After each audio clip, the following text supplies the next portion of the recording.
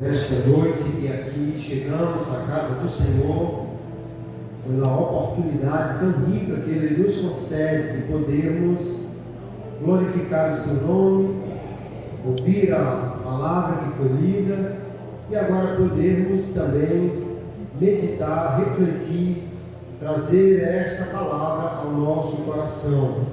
Vamos abrir outra vez as Bíblias no Evangelho segundo escreveu Mateus, no capítulo 8, verso 5 em diante, que nós já lemos, mas eu quero reler o texto para deixá-lo bem gravado na nossa memória. Mateus, capítulo 8, verso 5, ele diz assim: tendo Jesus entrado em Cafarnaum, um centurião se aproximou dele, implorando: Senhor, o meu servo está na minha casa, de cama, paralítico, sofrendo horrivelmente.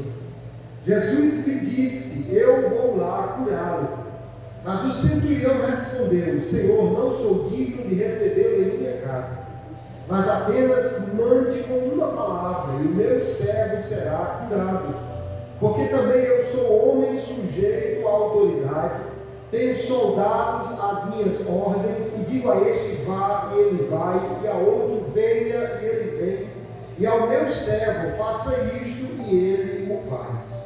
Ao ouvir isso, Jesus ficou admirado e disse aos que o acompanhavam: em verdade eu lhes digo que nem mesmo em Israel encontrei fé como esta. Digo a vocês que muitos virão do Oriente e do Ocidente e tomarão lugar à mesa com Abraão, Isaque e Jacó no reino dos céus, mas os filhos do reino serão lançados para fora, nas trevas, ali haverá choro e ranger de dentes. Então Jesus disse ao centurião: vá e seja feito conforme você crê. E naquela mesma hora o servo do centurião foi curado. Amém. Graças a Deus por sua palavra. Todos nós certamente conhecemos o ditado que diz: manda quem pode, obedece quem tem juízo. Nós reconhecemos que tem pessoas que têm poder para mandar, autoridade para mandar. Tem pessoas que podem e realmente vão exercer autoridade sobre nós. A palavra autoridade no texto do Novo Testamento, ela tem o significado de poder de mandar, ou autoridade é o direito de dar ordens. Significa que quem tem autoridade, ele não só pode, mas deve ordenar, e aqueles que estão debaixo dessa autoridade devem obedecer a isso. O centurião, no texto que lemos, ele diz que é um homem que entende de autoridade. E autoridade é isto: quem tem, manda; quem não tem, obedece. No texto de Mateus, ele acabou de encerrar no capítulo 7, o chamado Sermão do Monte, o mais famoso dos discursos de Jesus. E no capítulo 7, o verso 29, nós vemos que Mateus diz que as pessoas ficaram admiradas da sua doutrina, e a razão para isso, ele diz, é porque ele as ensinava como quem tem autoridade, e não como os escribas. Jesus ensinava com autoridade. E uma vez que Mateus deixou claro que ele tem esta autoridade em seu ensino, agora ele vai mostrar numa sequência extraordinária de eventos como Jesus de fato tem toda a autoridade sobre todas as coisas, como ele é Senhor que pode dar ordens a todo e qualquer evento, em toda e qualquer situação. A primeira coisa que Mateus vai mostrar, a partir do verso 1 do capítulo 8, é que Jesus tem autoridade sobre as doenças. Ele tem poder sobre toda e qualquer enfermidade. A primeira cura que ele faz aqui no texto é de um leproso, que no verso 1 do capítulo 8 diz: ele aproximou-se de Jesus, o adorou e disse: Senhor, se tu quiseres, podes me purificar. Ele não tinha dúvidas que Jesus tinha poder para isso. Ele só não sabia se Jesus queria, se ele tinha vontade suficiente para isso. Mas Jesus vai simplesmente dizer: eu quero sim, fique limpo. A cura da lepra, queridos, era algo que era comparado a uma ressurreição de um morto. Nos tempos antigos, a lepra era uma doença incurável que levava a uma completa exclusão social, e o leproso ele era considerado como um morto. A ponto de, no texto de 2 Reis, capítulo 5, verso 7, quando ele vai até Naamã, vai até o rei de Israel, ele diz assim: olha como ele está me provocando. Por acaso eu sou Deus para curar o leproso? Por acaso eu sou Deus para ressuscitar o homem morto? Havia uma necessidade de um poder tão grande para esta cura que somente Deus podia fazer, mas Jesus simplesmente disse: eu quero, fique limpo desta lepra. E aquele homem foi curado imediatamente. O texto diz aí no verso 3: no mesmo instante ele ficou limpo da sua lepra. Glória a Jesus. E aí no momento seguinte, Jesus curou o servo do centurião. Aquele homem chega, no texto que lemos já vimos que ele diz a Jesus: meu servo está terrivelmente doente, acamado, paralisado numa cama.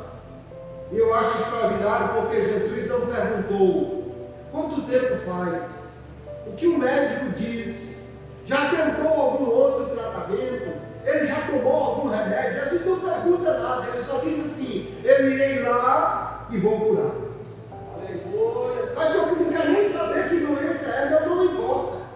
A questão é exatamente essa: não importa qual é a doença, Deus tem poder, Jesus tem poder para curar qualquer que seja a enfermidade.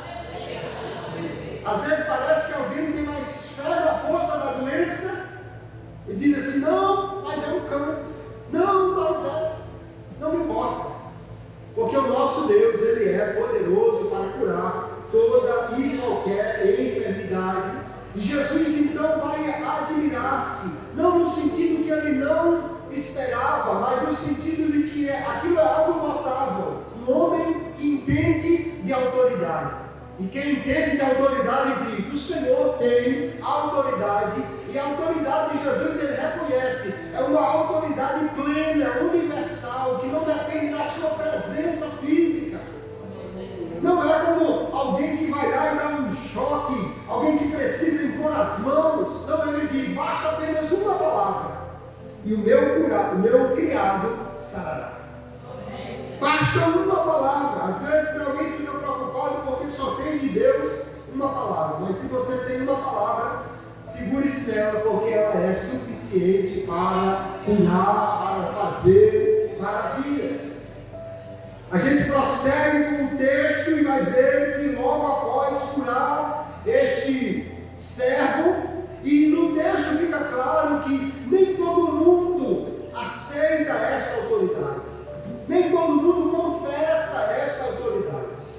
Jesus vai dizer: alguns ficarão de fora do reino, enquanto outros que nem são filhos do reino, por serem filhos de Abraão, mas entrarão no reino porque crerão nesta autoridade, confessarão Jesus como seu Senhor.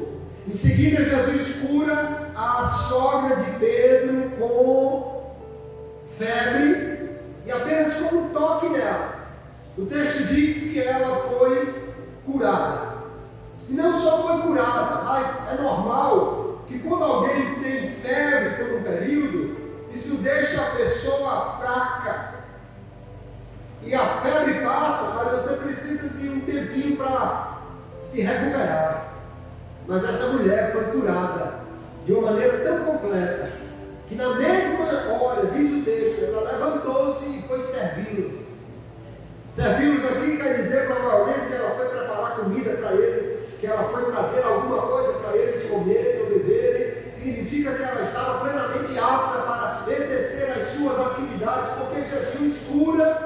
imediato e é uma cura completa. Ainda nós caminhamos e nós vamos ver que logo no capítulo seguinte, Jesus vai curar outras e outras pessoas. Nós vamos ver ele curando a mulher que tinha um fluxo de sangue, no capítulo 9, o verso 20, quando aquela mulher, diz o texto, que tinha 12 anos que vinha sofrendo com aquela hemorragia.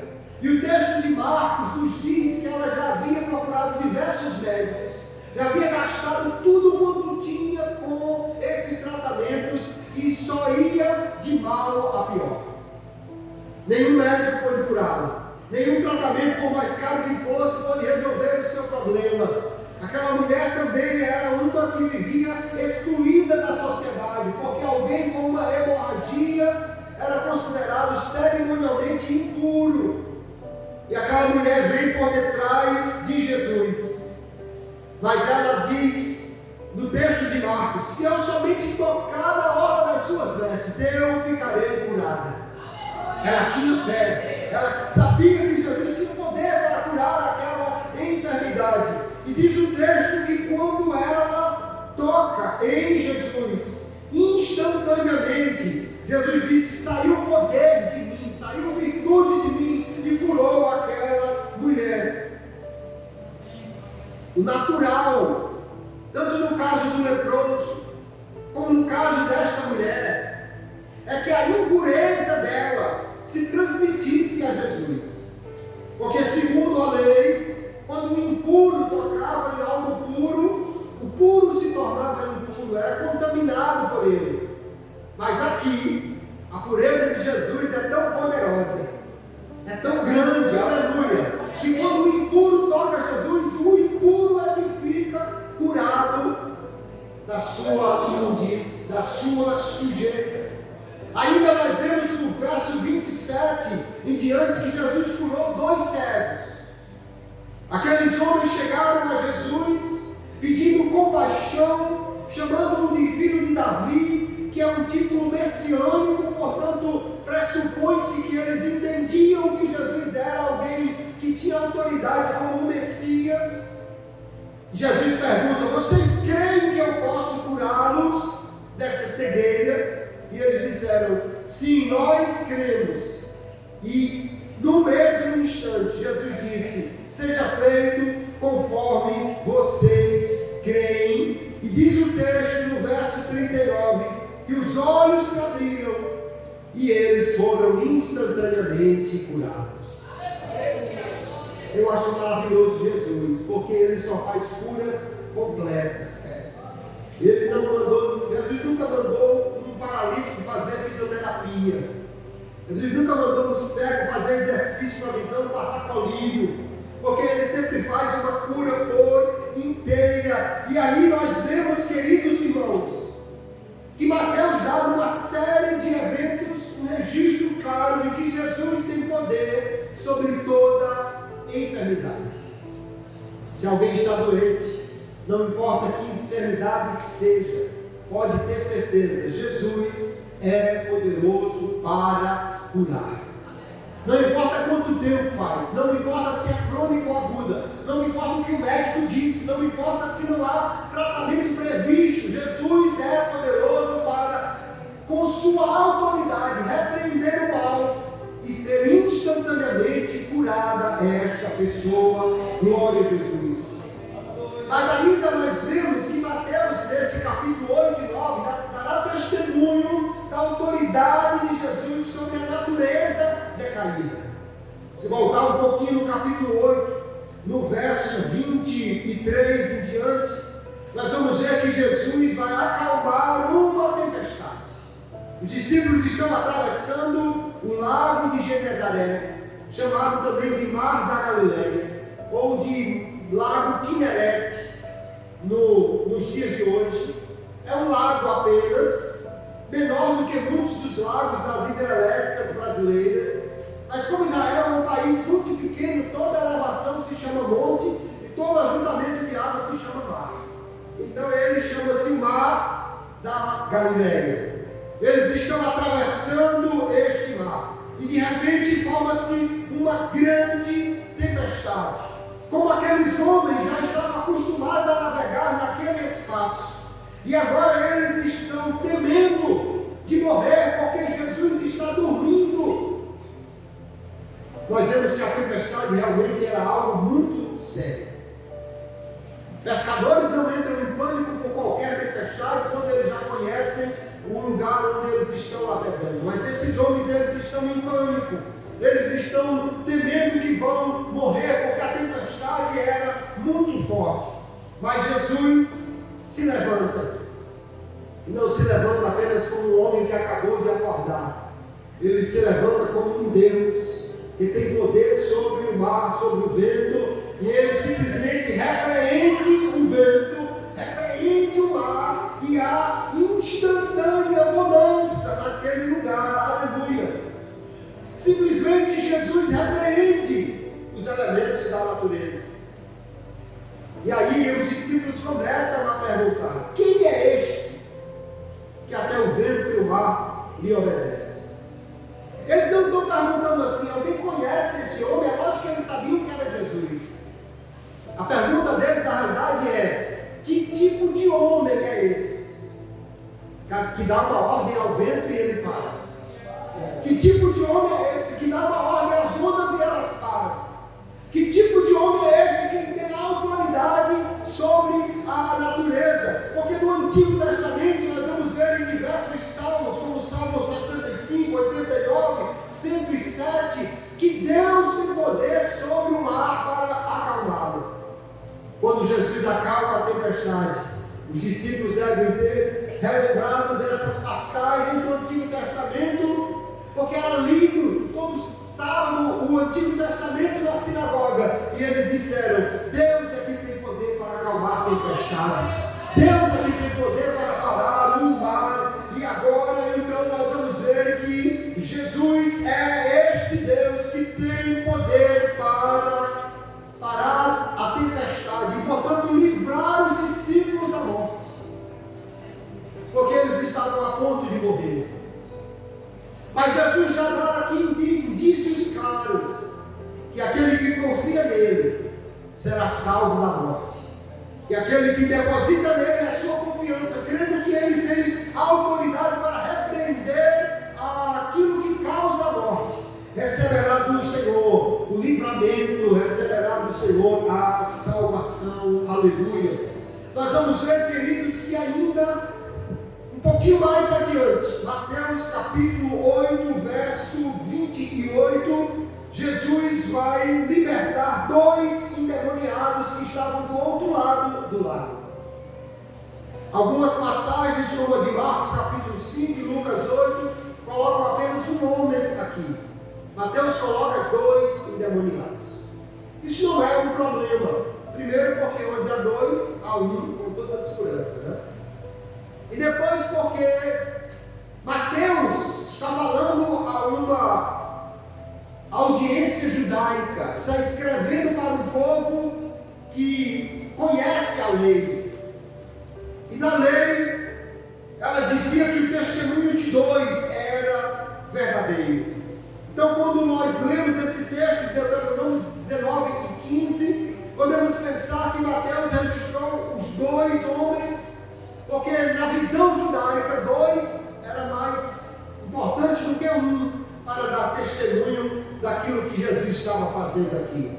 Fato é que estes homens estão endemoniados, e o texto diz que ninguém podia passar por aquele caminho. Ninguém, porque Jesus não tinha chegado lá ainda.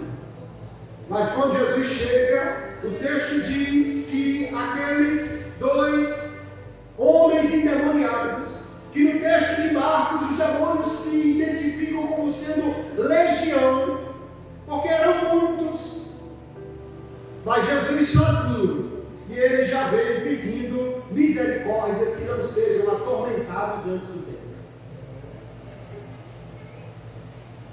Centenas ou milhares de demônios, não sei quantos tinham, contra Jesus, sozinho, e ele já vem pedindo misericórdia.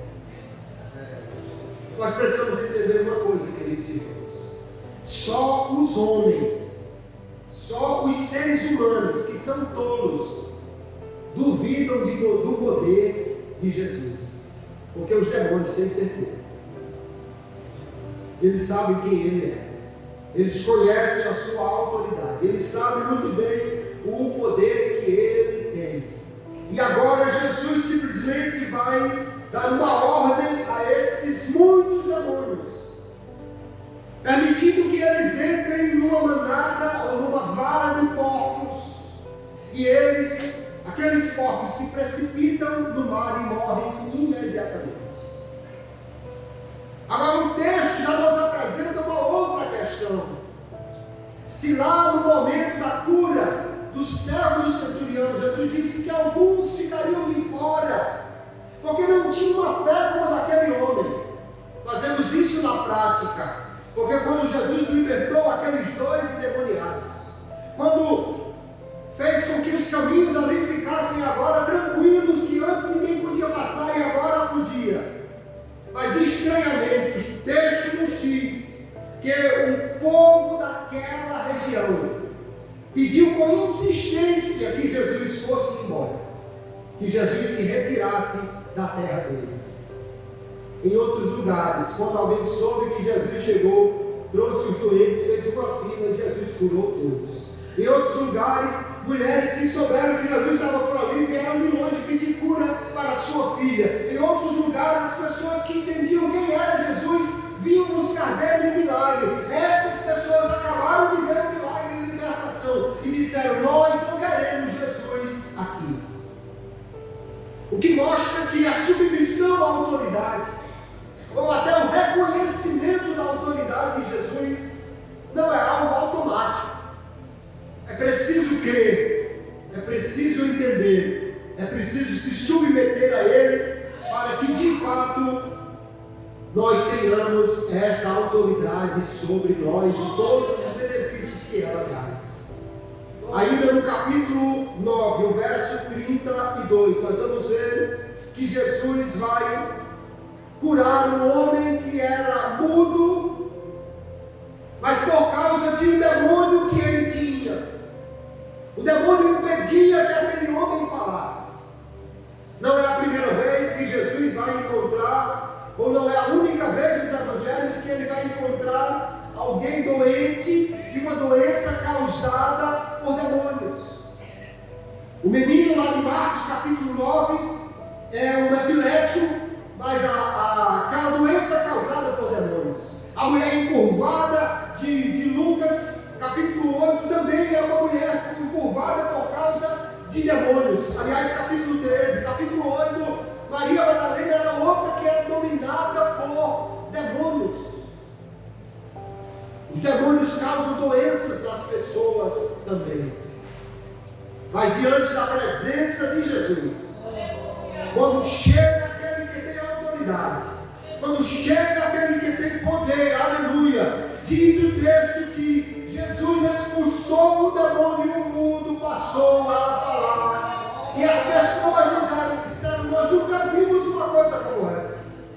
Ora, eles já tinham visto pessoas serem curadas. Elias, Eliseu foram profetas que tinham ministério de cura, mas Jesus não curava esporadicamente. Jesus curava toda hora. Jesus curava de dia, de noite, de manhã, de tarde. Jesus curava independentemente de qual fosse a doença. Se tivesse um leproso, um endemoniado, um cego, um mudo, um morto, Jesus curava todos. Porque Ele tem poder sobre a natureza decaída. Nós vemos que há uma autoridade de Jesus sobre toda doença, sobre a natureza decaída, seja ela a natureza na forma de eventos climáticos, ou seja a natureza da forma de entidades espirituais. Jesus tem poder sobre elas. Mas Mateus ainda tem um último grau de autoridade para mostrar que Jesus tem todo o poder. No capítulo 9, verso 1 a 8, nós vamos ver que Jesus vai curar um paralítico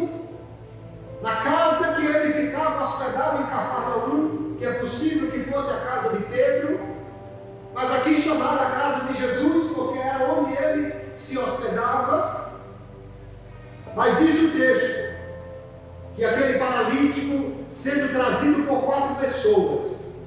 Alguém disse que eram 4 amigos, mas o texto não coloca esta relação.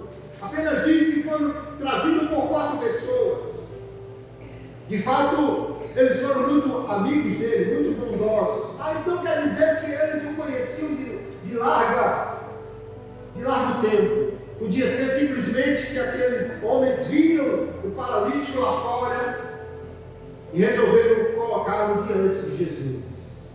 Mas quando eles destelham ou tiram aquilo que era uma espécie de cobertura de varas com barro que formava o telhado das casas e desce aquele paralítico na presença de Jesus, em vez de Jesus curar o homem, o texto diz que Jesus olha para ele e diz: filho, os seus pecados estão perdoados. E aí aqueles que estavam ali, escribas, pessoas que entendiam da lei, começaram a murmurar em seus corações, dizendo: esse homem está dizendo uma coisa que não pode ser dita. Ele está blasfemando por quê? Porque só Deus pode perdoar pecados. O direito de perdoar pecados pertence exclusivamente a Deus. Nós vamos encontrar muitos textos, como o Salmo 103, o verso 3, um verso muito conhecido. É Ele quem perdoa todas as tuas iniquidades e sara todas as tuas enfermidades. Ele quem? Deus. Porque eu posso perdoar o que alguém faz a mim, mas eu não posso perdoar o que você faz a outro. Só Deus pode perdoar os pecados que alguém comete contra qualquer pessoa. E Jesus agora diz: teus pecados estão perdoados. Porque todo pecado é contra Deus em última instância. E lá no Salmo 51, verso 4, Davi, depois de pecar contra Urias, Batseba, a nação de Israel, mas em sua oração ele diz: contra ti somente eu pequei. Porque o maior ofendido em todo pecado é Deus. É contra ele, em última instância, as ofensas que o pecado traz. Perdoar os pecados, então, é um direito que somente Deus tem. Porém, Jesus diz: para que vocês saibam que o Filho do Homem, que é Ele, tem poder, autoridade. Ele tem autoridade, não só Ele pode, mas Ele tem o direito de perdoar pecados. Eu vou dizer ao paralítico: levanta-te e anda. Aleluia. Porque perdoar pecados é algo muito extraordinário, porém não é visível. E alguém podia dizer: será que foi perdoado ou não? Mas Jesus simplesmente faz o paralítico andar, para que todos saibam que Ele também tem poder para perdoar pecados. Porque a doença também é um reflexo do pecado na vida do homem. E se dele poderia desfazer a consequência do pecado, que é a doença, poderia certamente desfazer também a sua causa, perdoando os pecados dessas pessoas. A afirmação da autoridade de Jesus, demonstrada por meio de um milagre, no entanto, não é bem recebida por essas pessoas. Olhe como Jesus tem poder, autoridade, mas nem todos reconhecem, nem todos creem, nem todos aceitam que Ele tenha esta autoridade. E simplesmente aquelas pessoas não entendem que Ele é Deus, que Ele tem poder para perdoar os pecados. Nós vamos ver, queridos, que para perdoar pecados, Jesus vai demonstrar não apenas que Ele é um homem bom, mas Ele vai demonstrar que Ele é Deus. Alguém afirma que Jesus nunca disse que Ele era Deus. É porque essa pessoa não leu os evangelhos. Porque quando Jesus diz: eu posso perdoar pecados, Ele está dizendo: eu sou Deus. Quando Ele faz estas coisas, é para demonstrar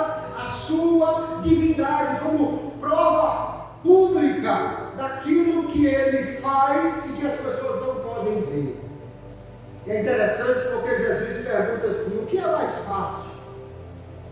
Perdoar ou dizer ao paralítico que ele ande?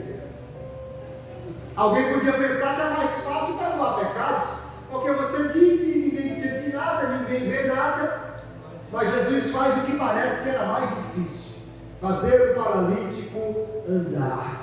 E se esse homem sai andando imediatamente, o texto diz que não só ele sai andando, mas que ele vai, no texto de Marcos, até pegar a sua maca e vai com ela para casa.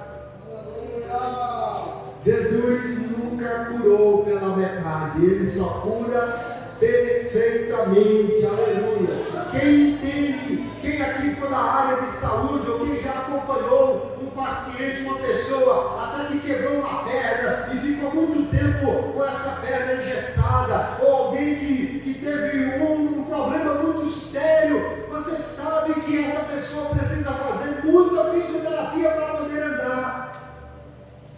O cérebro deste homem paralítico simplesmente não sabia mais como andar corretamente, ele precisava reaprender.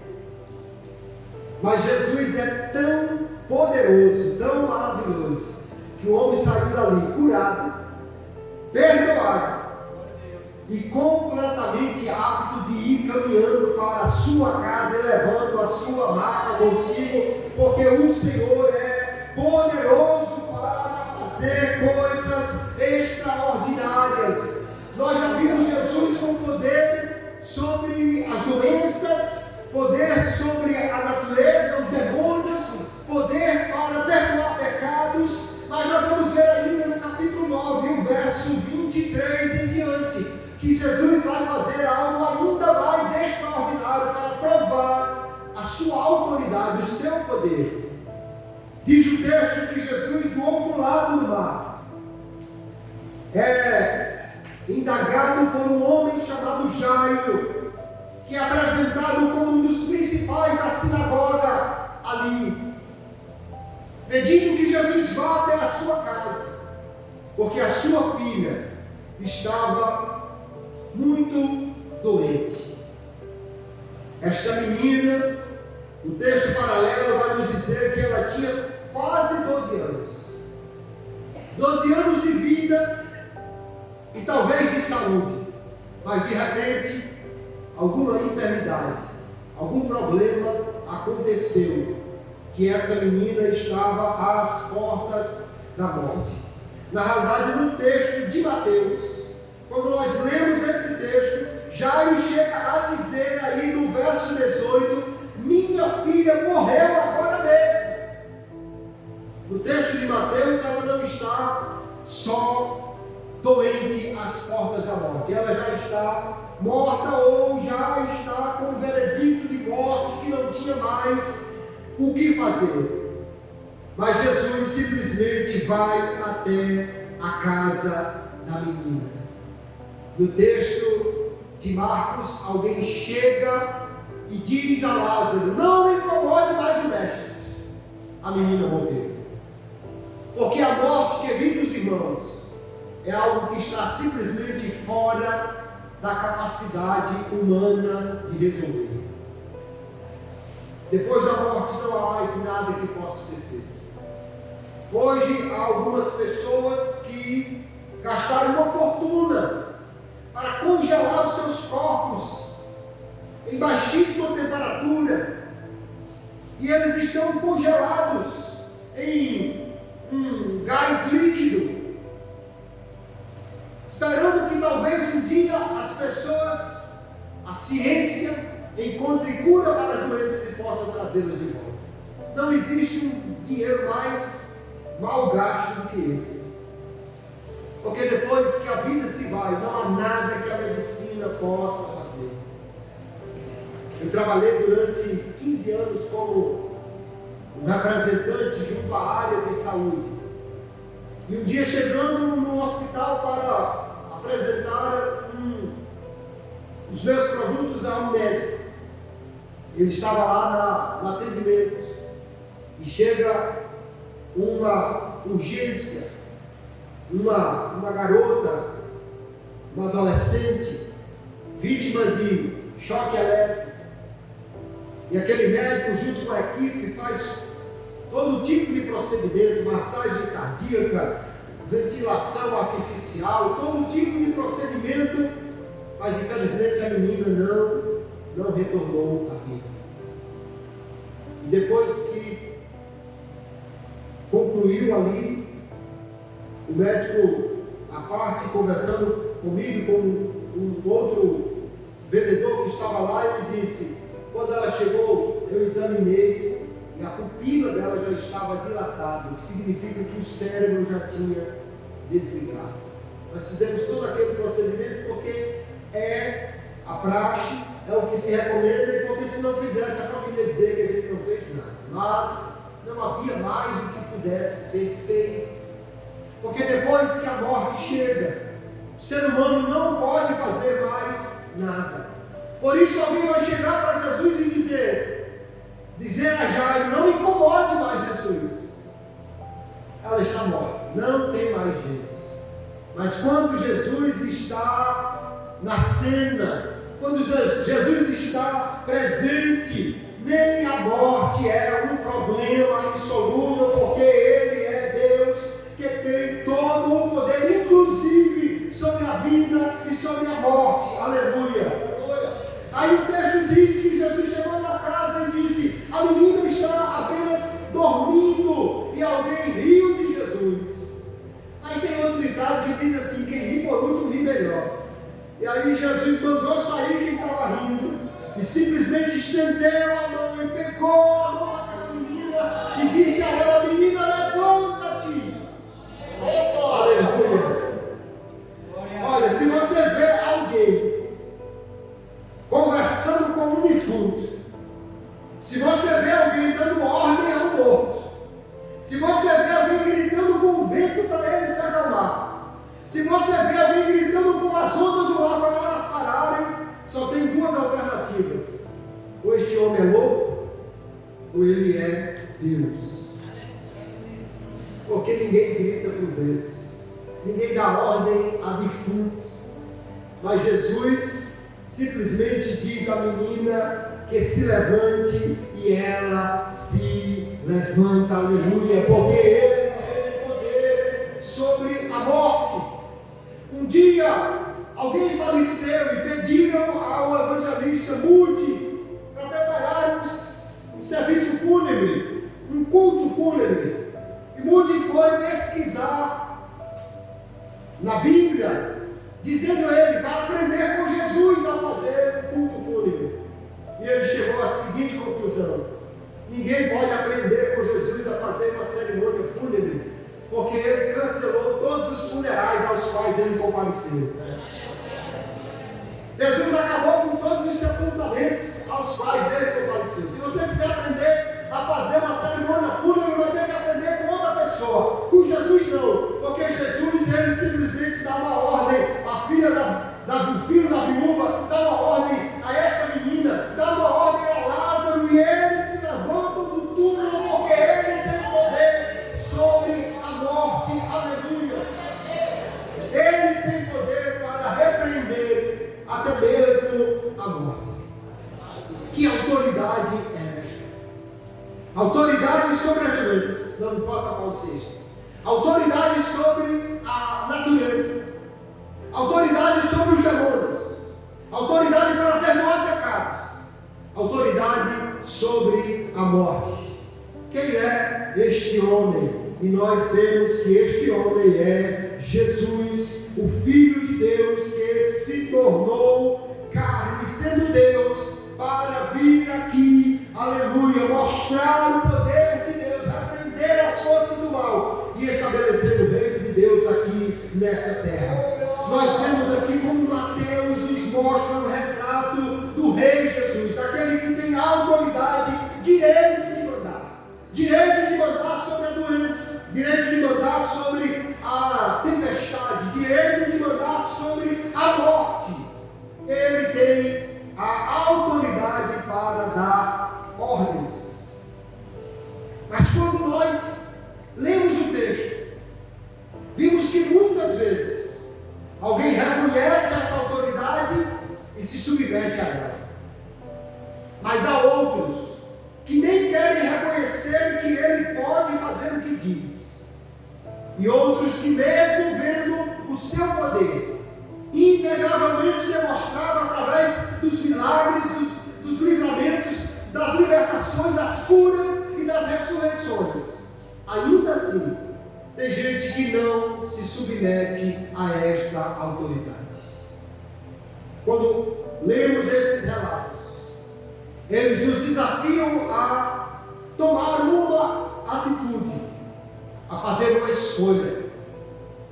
Ou nós reconhecemos que Jesus é Deus, ou nós reconhecemos que Ele é Senhor, ou nós reconhecemos que Ele tem poder e autoridade e nos submetemos a esta autoridade e a este senhorio de Jesus em todas as áreas da nossa vida, ou então assumimos o lugar desses que rejeitam a sua autoridade, desses que negam que Ele tenha poder para fazer estas coisas.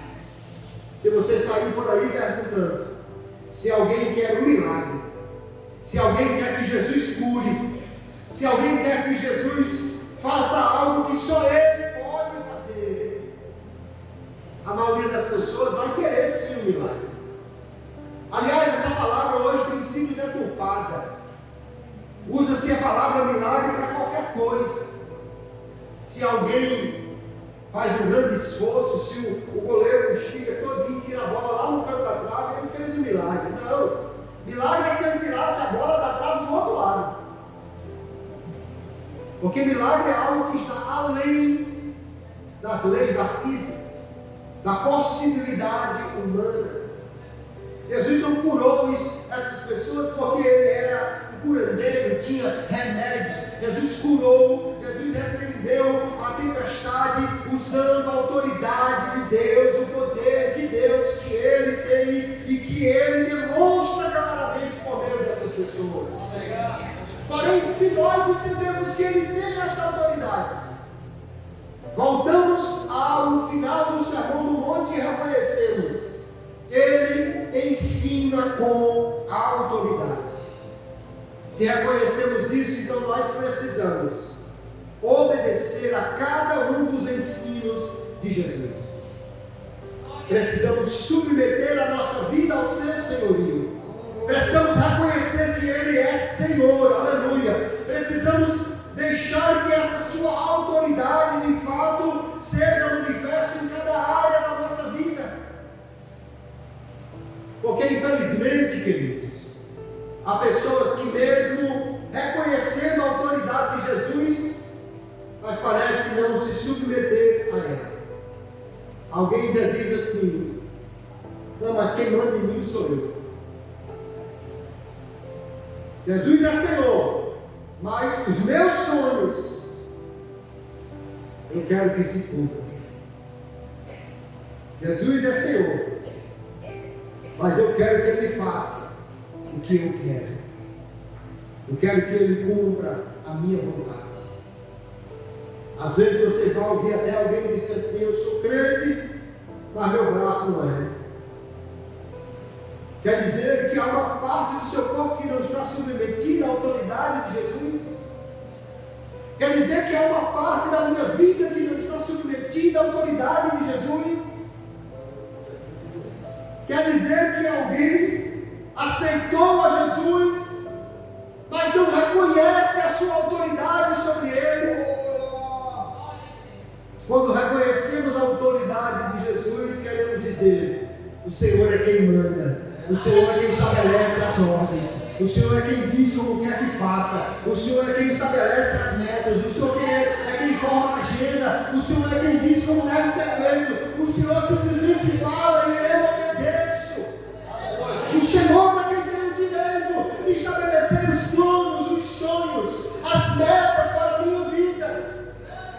Porque somente assim, queridos, nós poderemos sim dizer: Jesus é o Senhor sobre a minha vida, eu reconheço a sua autoridade sobre mim, aleluia. Você olha o texto, os demônios reconhecem a autoridade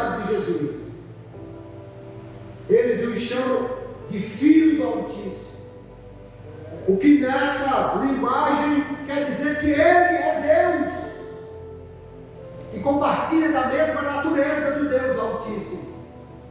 Mas apesar de reconhecer a sua autoridade, eles não se submetem a ela. Eu morei quando criança, adolescente, na cidade de Bahia, vizinha a João Pessoa, bem próxima, poucas casas daquela que eu morava. Tinha um centro de bater tambor. E todos os dias, quando eles começavam os seus trabalhos, diziam, microfone aberto, a vizinhança toda ouvia, e eles diziam: louvado seja o Senhor Jesus Cristo, ninguém pode mais do que Deus. Eles diziam isso. Reconhecem a autoridade. Mas entenda, reconhecer e submeter-se não é a mesma coisa. Demônios reconhecem a autoridade. Homens reconhecem e veem os milagres que Ele fez. As pessoas reconhecem que Jesus tem poder para fazer coisas maravilhosas. Mas apesar disso, esse reconhecimento nem sempre é traduzido em obediência a Jesus, em submeter-se à sua autoridade. Mas diante de tudo que nós ouvimos e vimos, lemos no texto de Mateus capítulo 8, capítulo 9, essa grande demonstração da autoridade de Jesus, nós só podemos então parar para pensar. Primeiro, Ele tem poder e demonstra este poder. Alguém pode dizer que tem poder, mas não prova. Mas Jesus, Ele muitas vezes prova antes de dizer. E outras vezes Ele faz para provar o que Ele está dizendo. Para que vocês saibam que o Filho do Homem tem autoridade para fazer o que eu vou fazer agora. Eu vou dar a este homem saúde e ele vai sair daqui andando, levando a sua maca para casa, para vocês saberem que eu tenho autoridade para perdoar pecados, aleluia, autoridade sobre a vida, autoridade sobre a tempestade. Diante disso, nós precisamos reconhecer a autoridade de Jesus. Se você está com Jesus, se você é servo de Jesus, entenda uma coisa: você está debaixo do senhorio daquele que tem toda a autoridade nos céus e na terra. Aleluia. Nós tememos as doenças, tememos as tempestades da vida, tememos até a ação sobrenatural maligna, porque somos homens. Mas quando entendemos quem é aquele que está conosco, é aquele que João diz: filhinhos, aquele que está em vós é maior do que aquele que está no mundo. Aleluia. Aquele que está conosco é aquele que tem todo o poder, toda a autoridade. Eu ouvi o testemunho de uma irmã que alguém contratou. Ela era dona de um mercadinho e haviam concorrentes na mesma rua. E alguém contratou um serviço, levou uma galinha, umas velas, um negócio para fazer um serviço para ela deixar de vender, para quebrar. E alguém garantiu que, feito aquele serviço, a irmã iria quebrar o comércio. Mas o que? Quando foi na semana seguinte, aí é que estava cheio de comércio da irmã. Aí é que tinha gente comprando lá. E o cidadão que tinha encomendado o serviço voltou lá e disse: não deu certo. Parece que piorou. Agora é que estão os meus clientes indo comprar lá. E o cidadão lá que fazia o serviço disse: então traga mais tantas galinhas, tantas velas dessa cor, e tantos não sei o que você vai ver que agora eu vou fazer uma coisa que ela vai até morrer. E fez. Mas quando o concorrente foi lá olhar, parece que estava na Black Friday do mercadinho da irmã, porque tinha gente até dobrando a esquina para comprar no mercadinho da irmã. E ele ficou louco, voltou lá no sujeito do serviço e disse: não está dando certo.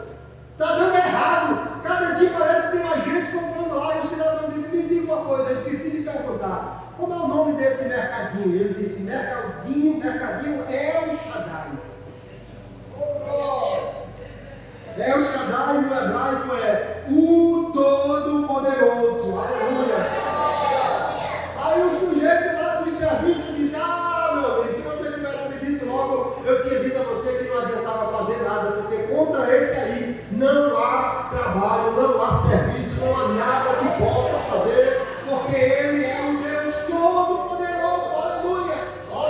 Entenda, se você serve a Jesus, se você está com Jesus, você está do lado daquele que não perde, daquele que não retorna, não volta atrás por causa da dificuldade da batalha, daquele que não pergunta qual é o problema, daquele que não quer nem saber qual é a dificuldade. Ele tem poder e autoridade para resolver todas estas coisas. Há um vídeo do pastor Luciano Subirá que ele diz de um testemunho de um amigo dele, que a época que ele conta o testemunho era pastor, mas no tempo do testemunho que ele conta, esta pessoa estava num cemitério violando túmulos para tirar material exatamente para fazer alguns trabalhos.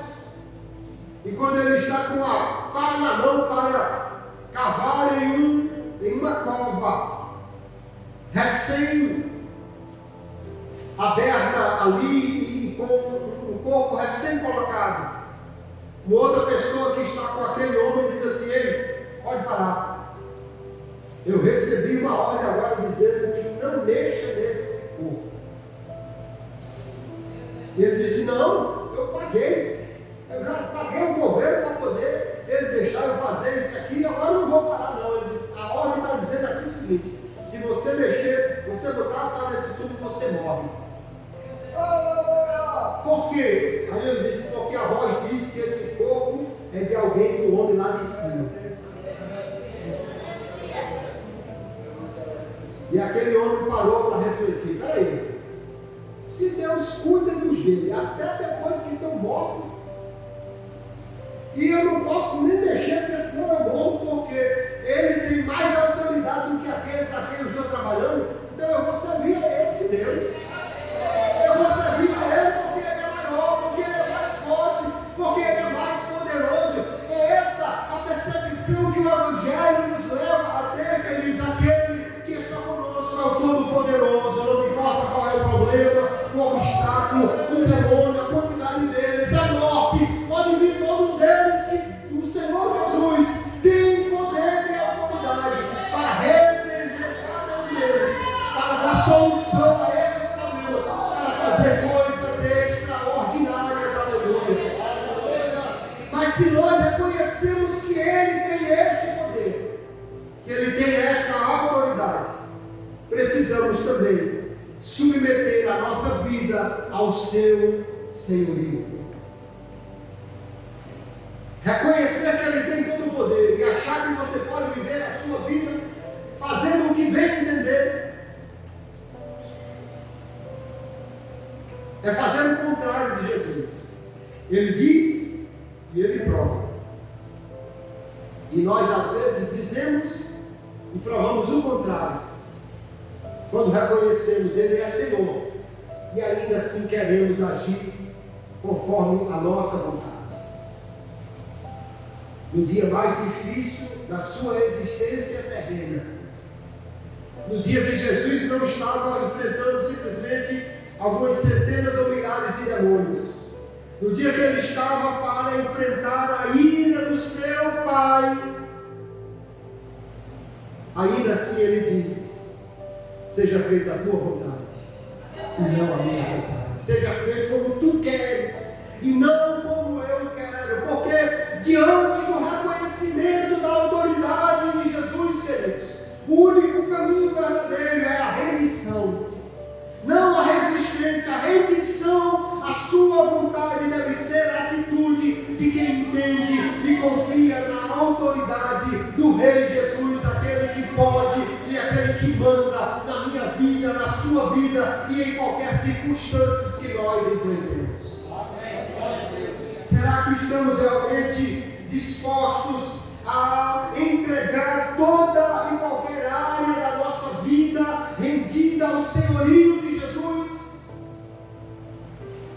Ou ainda reservamos para nós algumas áreas, algumas coisas, para as quais dizemos: não, isso aqui não, Jesus. Aqui sou eu. Aqui ninguém manda.